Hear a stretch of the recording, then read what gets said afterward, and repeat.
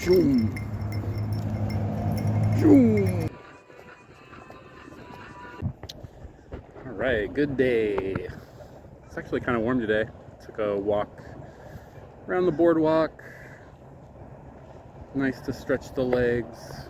Hopefully the wind isn't too noisy.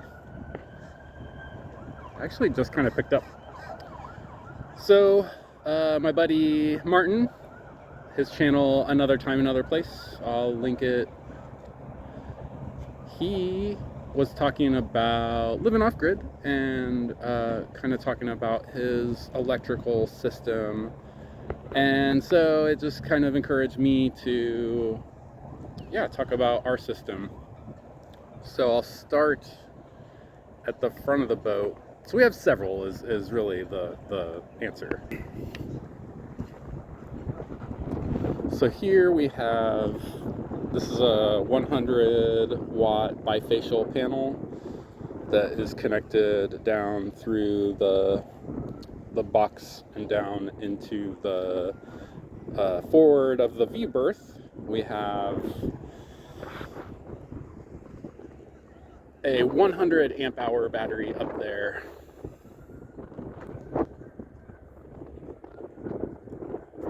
And that 100 watt panel charges it really well.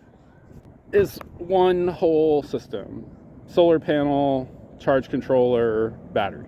Okay, so then here on the tub, that is a 50 watt panel, and the battery is actually a lead acid battery. So it's a deep cycle marine battery. I don't know what the amp hours are on it, but it runs the electric motor there, which that 50 watt hasn't been charging it completely, or maybe I discharged that battery too much with the other panel. I don't know. So we're still working with that. I think actually a lot of these things will get changed around. But so again, solar panel, charge controller, battery. That charge controller has settings on it, so it's set for the deep cycle lead acid battery that it is charging. But that charge controller could be switched and charge a starter battery, or it could charge a lithium battery. So that's a good charge controller to have. Then we have the main power. Here is I've got 360 watts, those panels, which I've been using for over a year now. They are definitely not doing as well as they were. So right now, the peak amps that I'm getting out of it, which is generally how I measure my energy usage, is just try to figure out in amps, because I know what my charge controller on the main battery, it tells me how many amps are coming into the battery from the solar panels.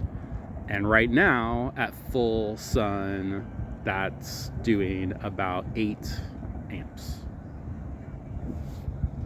Now, Martin asked how that's different from, say, Tennessee or Kentucky. So we're in Florida, so technically we get more sunlight each day than in Tennessee, or at least the angle of the sun is better. It's more high overhead by only like 8 degrees or something. But it is different. I would say that the difference is more that it was cold when we were there. So the temperature actually affects the panels more than you might think. And definitely,